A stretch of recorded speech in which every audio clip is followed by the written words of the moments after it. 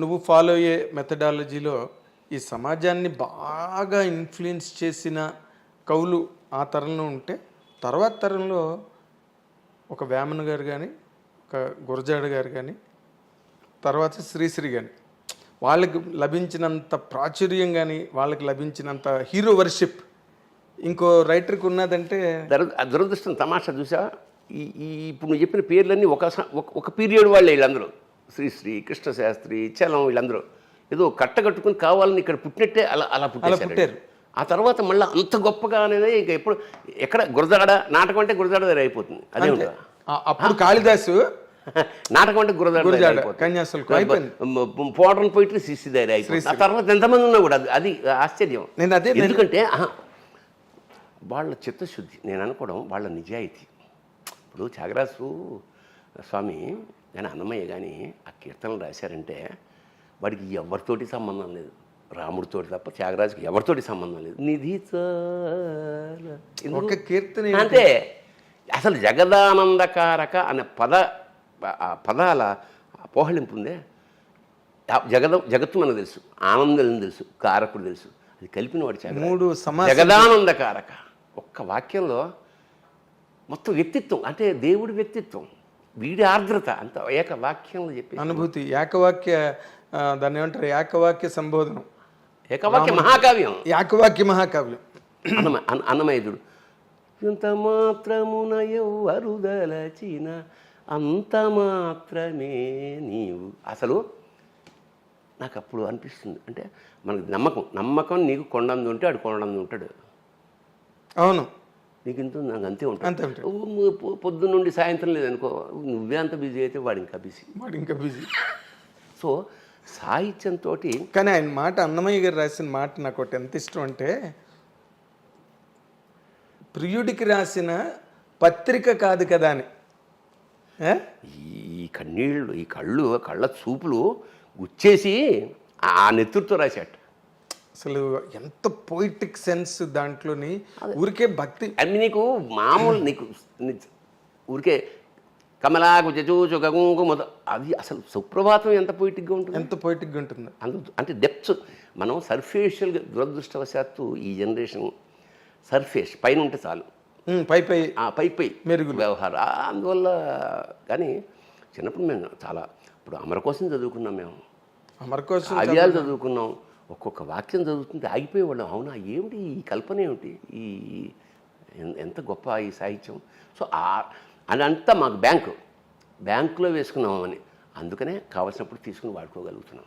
అవును చాసో గారు, నువ్వు చెప్పిన మాట, నీ ఏజీ, నీ ప్రయాణం, నీ ప్రారంభం అవన్నీ చూస్తే చాసో గారు వాయులేను అన్న కదా, అందులో సెంటెన్స్ రాశాడు, సంగీతం సాహిత్యం కనుక పిల్లలకి నేర్పగలిగితే అది వాళ్ళ యావజ్జీవ ఆనంద హేతు అవుతుందని. సెంటెన్స్ మర్చిపోయాను. దీన్ని విజువల్గా చెప్తా.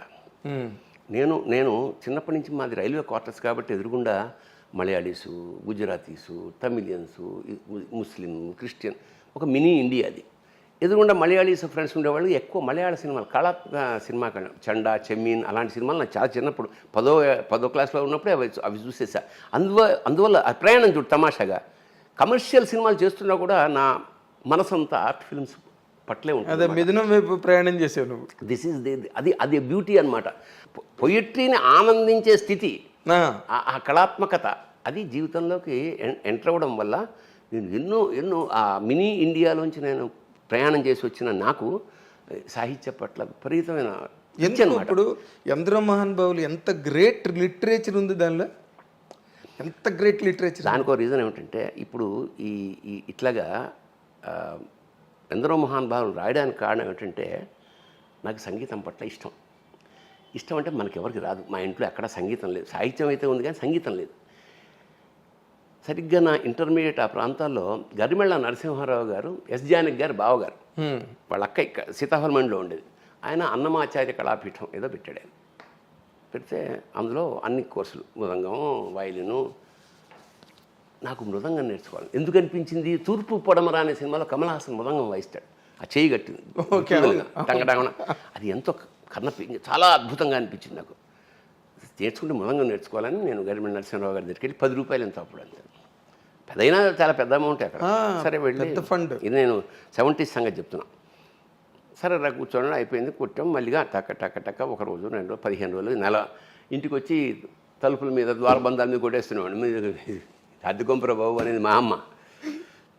అంతా సజావుగా సాగుతుందన్న క్రమంలో మా గురువుగారు కూర్చోబెట్టి, నరసింహారావు గారు, ఒరే 2 ఏళ్ళు 4 ఇంతే లెక్క, ఇలాగా 2 3 6 మృదంగం లెక్కలు అవి ఇవి ఒకటే అన్నాడు. నా గుండెలో రాయబడింది. నాకు లెక్కలు రావు. ఇప్పుడు 3 3 ఆడినా అప్పుడు 12 12 ఎంత అంటాడేమో అని చెప్పేది మానేశాను సంగీ. సో మృదంగం అలా ముట్టుకుని మానేశాను. తర్వాత బ్రహ్మానందం గారని ఒక ఆయన ఉండేవాడు. మన బ్రహ్మానందం గారు వైలినిస్ట్, ఆయన దగ్గర కొన్నాళ్ళు వైలిన్ నేర్చుకున్నా. ఆ తీగల మీద ఆయన ఇలా వాయిస్తుంటే అంత మృదువుగా అంత సున్నితంగా ఉండే ఈ ధ్వని నేను వాయిస్తుంటే రంపంతో కోస్తే పొట్టు రాలుతున్నట్టు ఉండేది నిజంగా. ఇంకా మనకి సంగీతం రాదు అని నిర్ణయించుకున్నాక ఇక పెళ్ళయి పిల్లలు పుట్టిన తర్వాత వాళ్ళకి 5 ఏళ్ళు అప్పుడు ఇదే ఇంట్లో రమణమూర్తి అని ఒక ఆయన వచ్చాడు నా దగ్గరికి. సార్ నాకు సంగీతం వచ్చండి, నేను బేసిక్గా లాయర్ని, నాకు సినిమాలో ఏమైనా అవకాశాలు మ్యూజిక్ డైరెక్టర్గా. అది చూద్దాంలేండి, కానీ ముందు ఒక పని చేయండి సార్, నాకు సంగీతం అనుకున్నాను, నాకు రాలేదు, మా పిల్లలకి ఏమైనా నేర్పండి అన్న. నాకు నేర్పడం రాదు సార్, నాకు మీకు ఏమొస్తే అదే నేర్పండి అన్న. సరే పాపం ఒప్పుకున్నాడు ఆయన. పొద్దున్న 6 గంటలకు ఇక్కడే ఉండేవాడు, 6 గంటలకు వచ్చేవాడు. ఆయన వచ్చాక పిల్లల్ని లేపి మొహం కడిగి పాలు తాగేవాడు వచ్చేవాడు 7 అయ్యేది. ఎన్నాళ్ళు ఇట్లా ఆయన వచ్చా మీరు 7ంటికి రండి, పర్లేదు సార్ పొద్దున్నే వస్తా అట్లా. వాళ్ళు 7 ఒకవేళ 7ంటికి వస్తే వీళ్ళు 7ంటికి లేచేవారు. అందుకని నేనేం చేశానంటే ఇంకా ఖాళీగా ఉండడం ఎందుకని నేను నేర్చుకోవడం మొదలెట్టా. ఓకే, 6 to 7 వాళ్ళకి రాలేదు, కానీ నాకు సంగీతం వచ్చింది. ఇది నేను ఇక్కడ కూర్చుని 6 గంటలకు మొదలెడితే ఒకవేళ షూటింగ్ లేదనుకో, టిఫిన్ చేసి మళ్ళీ లంచ్ మధ్యమావతి రాగానే 7 గంటలు ప్రాక్టీస్ చేశాను. అబ్బా, మీ ఆటగది రహస్య మధ్యమావతి దానికోసమే